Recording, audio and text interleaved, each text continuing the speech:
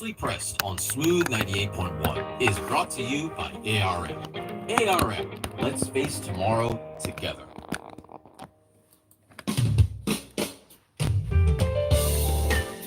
Let's go.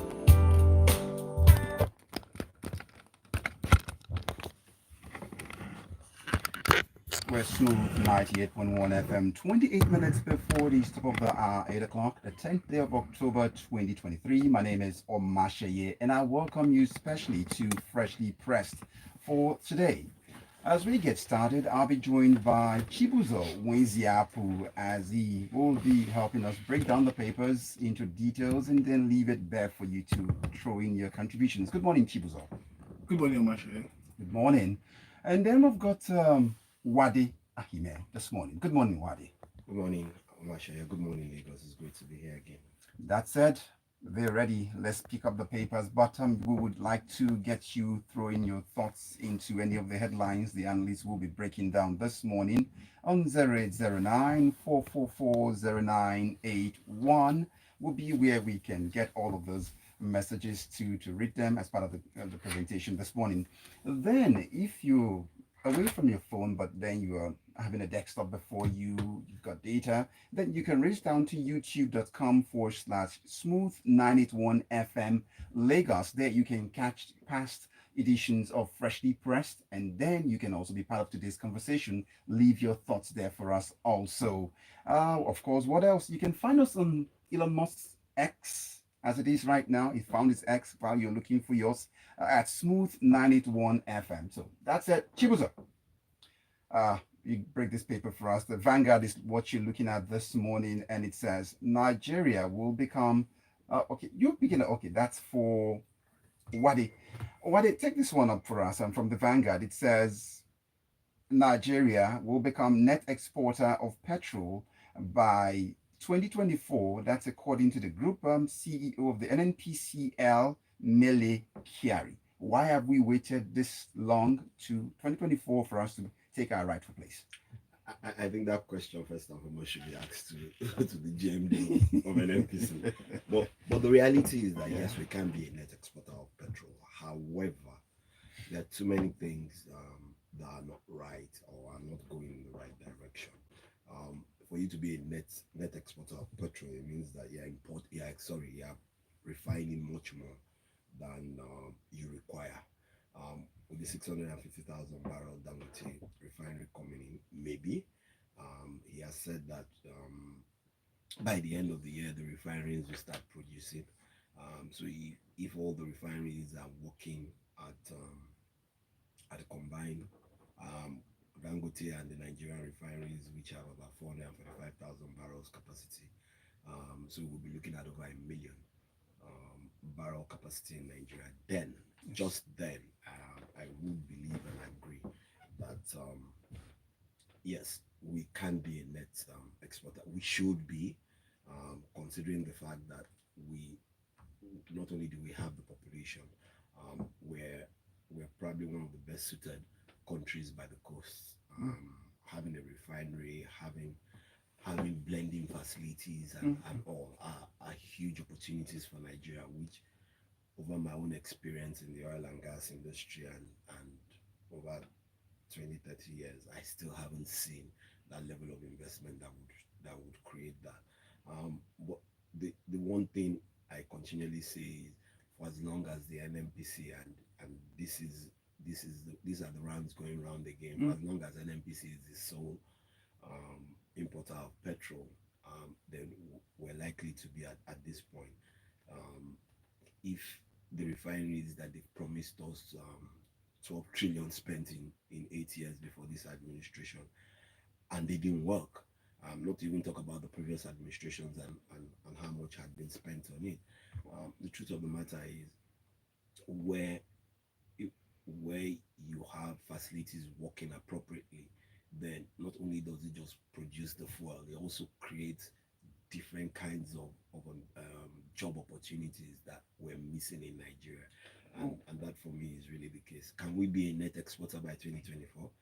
I do hope so. But if we're relying only on Dangote refinery, it means that, in my own opinion, I don't think that would happen. So this in itself I'm happy we've got your wealth of experience to lash onto this morning as we break down this story. But since the NMPCL has gone private at this point, gone part now, it's no longer the government having to do more say in it now. But do you see more private entities having the confidence with the PIA already in place now, getting them to become major players in this industry? The irony of it is that there's so many major players in the industry already. Even before the PIA brings about a level playing ground. However, how is this being played out in the real terms Yes. of business? Um, if the NMPC still acts like a government entity, although it's still owned by government, rather than run like a public company, um, the federal government is not the only they are not the only ones who have shares in NMPC. So you should run it. But if the majority stakeholder says this is the direction, which I don't think it should be, then this is what I think I see is happening. So at the end of the day, I do believe that there should be more transparency in the information that is being provided. I won't get to Chibuzor just yet. Chibuzor, just hold on for us. But because there's a connecting story, so I'd like you to link up this story to what the Guardian newspaper has for us, so we can get oil matters out of the way and then get on to other issues this morning. So let's look up what the Guardian is saying here with the headline: Marketers groan seek subsidized forex as federal government offers 90 import licenses. So you see why the question was, where is the private efforts in this? And take us through the story. So, when the GMD says, oh, but they've issued licenses to 90 private players. Can they access the market where you access foreign exchange at 780 naira, or just below 800 naira, and where they can access it? No, you can't. So when businesses are accessing what's it called, funds from a different market, and then you want them to bring in a product, and then you are going to determine how much that pricing is. They can't determine the prices in their petrol stations and all. Then what exactly are you doing? Then that's called a monopoly. Because you have access to cheaper source of funds, then you are undercutting them. So why would I put my investment in it if I can recoup it? And at this rate, if the foreign exchange markets cannot play out for everybody or give them access to equal opportunities, then you have this kind of challenge. So yeah, 90 licenses have been issued, but you are still the sole provider, because you have access to government money that you haven't been remitted. And if you look at that story, well, you hear where he says, oh, no, it's not government. We're having to spend this money on our own. So are we expecting profits at the end of the year? Are we expecting dividends to the shareholders at the end of the year? Let's not just operations. You make revenue, expend on your operations, and then we expect a profit, and then we expect a dividend. So let's see how it goes at the end of 2023, whether NMPC will remit dividends. Thank you very much, Uade. So, you see how we've sapped out all of your experience out of that story, both stories. But if you quickly would throw in something, Chibuzor, then just quickly. So it's why he says obviously it's not government, that it's us. Us is an NPC PLC, yeah, right? And the largest shareholder of NNPC PLC is the government. So it's still government at the end of the day. We are back to the subsidy regime in some form. So I think we're just playing around with words. The truth on the table is that the government, either directly through its investment, is going to have to bear the additional costs. Well, I think one of the major issues is their access to foreign exchange is much cheaper. Yeah, that's basically what it is. So I don't see any private business that's being able to access it at that rate. All right, it is what it is. Bringing it in. Thank you very much, Otherwise, gentlemen. petrol will be like maybe 700 per liter in Lagos. Okay. At least. Chibuzor, if we settled oil matters, now let's drift away now to justice delivery system. That's what this is pointing towards. The next story from the Punch newspaper, where it states here, Bolanle Rahim, you remember, slightly over a year now since that occurred, less than a year, but then it says, Bolale Rahim, court sentences ASP Vadi to death for murder. And that's what the Punch newspaper is reporting. So, justice served already or delayed but served. What's your opinion about this story? Well, ASP Vandi is going to be asked to pay the ultimate price. So whichever way you see it, I don't think I can't see anything else that you could take from him than apart from his life. So, well, in some way, we would say justice has been delivered. It's sad. I think it was Christmas Day last year where we heard this sad news. The rest of us were busy celebrating Christmas, and we heard that this particular lady and her husband coming back from church had been shot by this police officer. And at that point, afterwards, we knew that the NBA swarmed in. There was a lot of sentiment, obviously, given the situation and the day and the timing of what had happened. There was a lot of public sentiment around the police officer was promptly arrested. And obviously, the system has taken its place. It's sad. It's sad for obviously the life of the young lady who had, who was in celebratory mode and had been cut short. And yes, whichever you want to see it, another life is going to be lost to pay that price. But for me, I think that what we take out of it for me is the larger lessons about how, there's always a story about reforming the police force, access to arms, what kind of police force do we want in Nigeria? What kind of police? I don't even like using the word force. How do we want the police, the military and paramilitary to deal or relate with our citizens? There's even the entire interaction between her and him or the family and him is based out of a particular belief or behavior that we need to see leave this country, that we need to move on away from. A lot of talk has been talked about, there's a lot of talk about police reforms, changing the police, but there's a lot of work that needs to be done. Apart from the training, recruitment, equipment, there needs to be a change in mentality. But the truth is that the police reflects the society. Most of us have horse whips in our cars for the same reason why the police carry guns. Oh, so we all need to change. Even the civilians themselves have horse whips. Nigerians are always on the edge. You drive somebody has a sticker that he has gotten from parking in a place just to show that he has some military connections and has a whip to use at there. We are all too quick to take the law into our own hands and not follow process. All right. If you just joined in, you're listening to Freshly Pressed on Smooth 98.1 FM. Please let your thoughts come to the WhatsApp platform on 0809 444 0981. Will be where we get all of those in to read. That's in reaction to any of the headlines of the analysts will help us break down and then get your thoughts across also. But that will be after this green light for traffic to flow by. I will come back.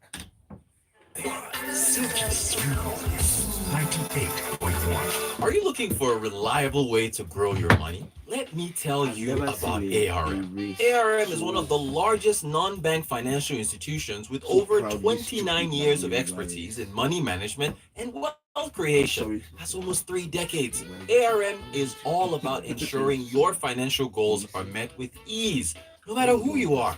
Now, whether it's growing your money in safe, well-managed investments for important goals like school fees, personal development, vacations, rent, buying a property, or preparing for the future, ARM has got you covered. We all know there are a lot of apps out there promising to grow your money, but ARM has everything you need to go from where you are to where you need to be.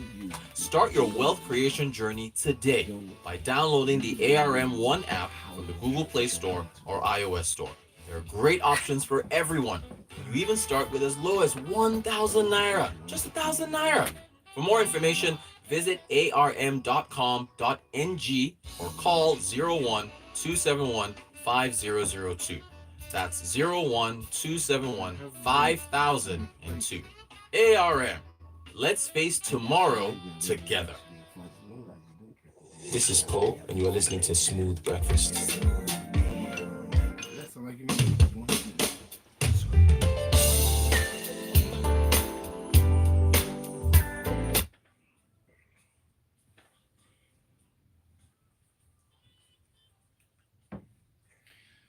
very smooth 98.1 FM. Welcome back. It's still time for us to get in to the papers this morning. It is the 10th day of October 2023. We got Chibuzor Nwaezeapu still here and Uade Ahimie here, breaking the stories down and getting all of the details there. I see your messages piling up, but keep them coming on to 0809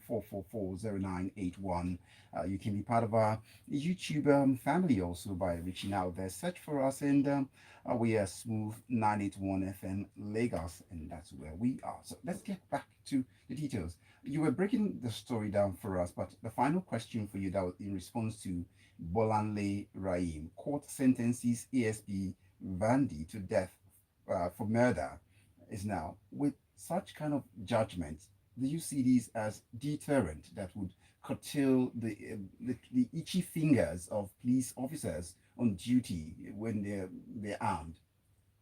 Uh, I really don't know how to answer this question because when I look at it, this is so there's, for me there's root and there's the root cause and there's the effect. This is the effect and has gone through the legal system. So we have laws that take care of this kind of things, and hopefully we will see these laws put into use in the unfortunate event that this kind of things happen or repeat itself. But why has it happened? You know, there are several things. If you look at the causative events that led to this thing, is about today we have, because of our history and where we've come from, we've built a military and a paramilitary system that believe that they are subject, that the civilian population is subject to them and not the other way around. And I'm generalizing, but this is true largely. That needs to change. While Nigerians need to obviously show respect for the sacrifices that the military and paramilitary officers are paying with their lives and their time, the other side, the military and paramilitary officers and the services need to know that they exist to serve Nigerians and Nigeria. And with that, when we have that relationship, there's mutual respect. Well, there are several things that are wrong in Nigeria, but we are where we are today. You know, officers are carrying, you walk around the streets, people are carrying guns. You know, when I see an officer carrying an AK-47, either a police or an army officer, a military officer, I cross to the other side of the road because I do not know what next can happen. There are reasons why this is happening now, but can we move forward as a society to the point where we do not need to have those kind of things? And that comes from the vision. What kind of vision of society do we want? And we now start putting the processes on ground, training, retraining, changing things. At the moment, one of my major challenges with Nigeria is that we don't have a vision of where we want to be as a country and society. All right, thank you very much. Chibuzor Nwaezeapu, thoughts are coming in already from our listener, but let's get one more of this headline in, and then I'll get down to the messages and then come back to close up. Let's see. Wade, this next story from the Punch newspaper begs your attention as Lagos State Governor Sanwo-Olu urges compliance in mitigating climate change challenges. That's what the governor is speaking about relating to the World Habitat Day with the theme Resilient Urban Economies, City as Drivers of Growth and Recovery. So true, and when we continue to ask the Nigerian populace, you know, to I'm trying to find the right word in my head, to help government in ensuring that some of the global issues that are continually challenging the world is, you know, should be paid attention to. Then government itself also must also ensure that some of the things that need to be done are put in place. In as much as we've seen the disruption in weather conditions, not just across the world, but also in Nigeria. It started rains, I think it was March or April, which is quite unusual. Usually it's about May. It stops in July or end of June, early July, and then it goes on till towards the end of September, which was, you know, is completely different from what I'm used to. But government also should ensure that you have enabling infrastructure to make sure that some of these things are not being done. Over the last couple of weeks, you've seen them shut down markets and all because of environmental sanitation. But you should also remember that when these things are being put on the roads, they have a responsibility to make sure that those things are done. So yes, I agree with what a number of things I have said, but also let's work as partners and let's, like Chibuzor said, don't see us as, oh, we should just tell us this is what we need to do. Rather, um, cajole us, put in place the things that need to be done so that we can do them. And then when we do the rules and regulations, and when we don't do them, then you can punish us for not abiding by rules and regulations. And that said, let's quickly get down to some messages and then race back to Chibuzor with the next paper, and that will be related to brain drain issues, health issues. But let's get this one in quickly. And it is from Emeka Onelum with this message. It says, from Amuodofi, officers that use that phrase, I will shoot you and nothing will happen, will start having a rethink about seeing the death sentence handed to this officer. Will they learn? I don't think so. Then AY, that's Ayo, comes in this morning with a message to greetings to the analyst, and then he says, Nigeria becoming net exporter of petrol in 2024. So now I understand why Freshly Pressed is the go-to headline analysis program in the country. Yeah, we say thank you so much, Ayo, for that. And then Uade is definitely an authority in this regard. I agree. However, I don't agree with Chibuzor. We are not back to subsidy regime. We have government interventions to ensure that we don't get the full impact of the international crude prices currently hovering around the $100. The US government $88, please. And the EU intervene all the time also. So for Forex, things will settle anytime soon as we continue to build the macroeconomic levers that drives it. Now I drift away to get this one from Dan Okuda. It says, justice has been served in Bolanle Raim's case. Kudos to the judge for the speedy trial. One good news coming from out of the judiciary. That's Barrister Dan Okuda from Igondo. Emeka from Aja says, ban alcohol sale around police station. Emeka from Aja, thank you. That sometimes will help you curtail the itchy finger, stagger, and think, okay, well, I see what he's trying to drive at, but let's get on to our next message here. Fabian from Ekbe says, the main reason why people put military or official stickers on their cars is to enable them to drive without harassment at checkpoints. The swift investigation and prosecution in this case should also be done in similar cases. Fabian from Ekbe. Then Ian comes in with this one. The court judgment is quite a fair one. The only problem is that the guy will most likely appeal it and get away with lesser sentence, or our police would just quietly sneak the man away and silence the matter as they know very well to do. Nigeria always comes full circle. I wish the judge put a timeline on the hanging and it would be at that's what he's asking for, Ian. Like 24 or 48 hours, so there won't be any time for foul play, and every armor breaking official can see and have a mental reset. But then, all this thought exists only in his head, Ian. I threw in this one from JJ from Ekbe. I'm not sure if the death sentence will solve the problem, but the police force is still thinking we are in the military times. We need to change the mentality, start from ensuring the police and the military pay their bus fare when commuting. No more staff for them. We'll pause here. We'll get back to more messages, but this next headline is for Chibuzor Nwaezeapu, and it comes from the Premium Times. Brain drain, Nigeria government approves contract appointments for retired healthcare workers. It seemed more like no rest for the retired or no retirement for the retired as we try to balance the jackbar of professional healthcare providers. Okay, so obviously the root cause of this issue is the reduction in numbers in our healthcare system, and this is true across a lot of other sectors in Nigeria, but we are focusing on healthcare in this case.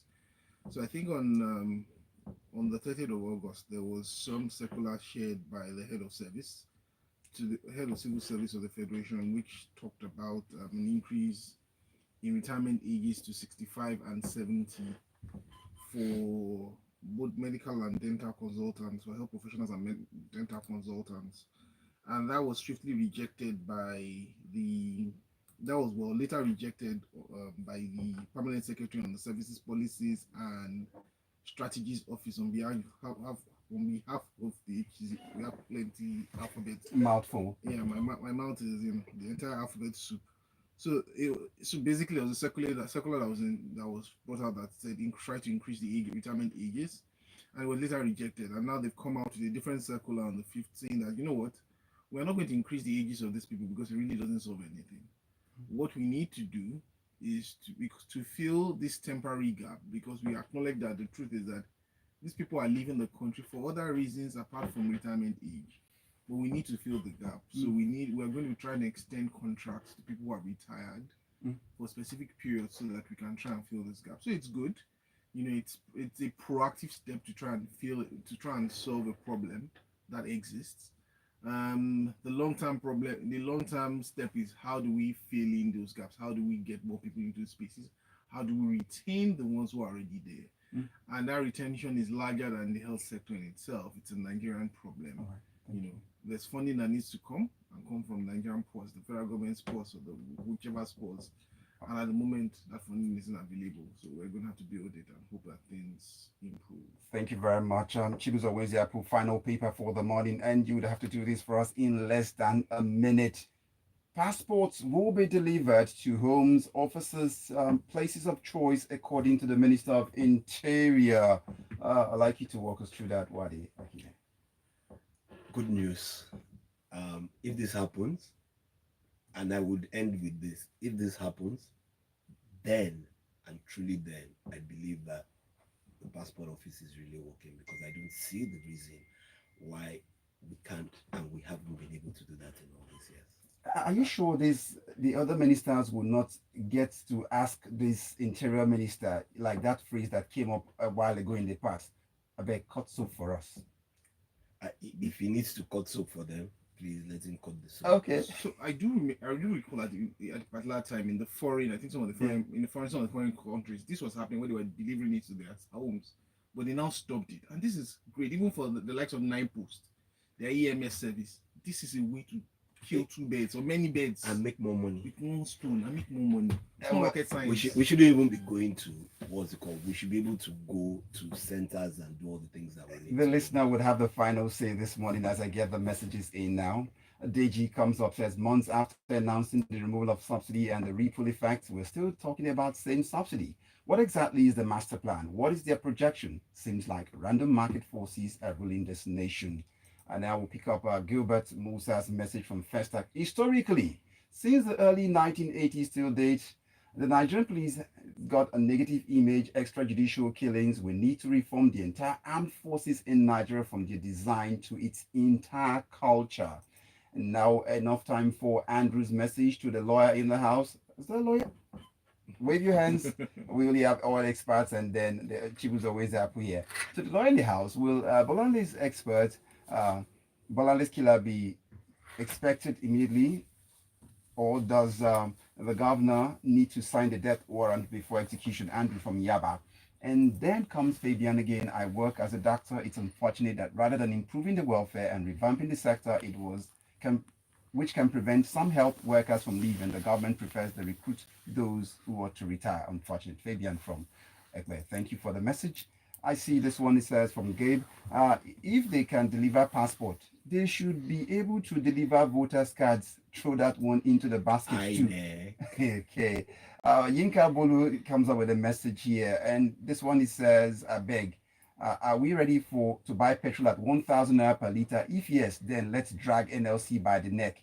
If no, then let's die this subsidy matter, I beg, because we haven't proposed any solution to this whole we are in. No government will fold its arms and watch the spike and waiting for NLC to shut down everywhere. How? Target should be ensuring that refineries, both private and government, come online if it means, getting the right thing done. But then, thank you, I want to say to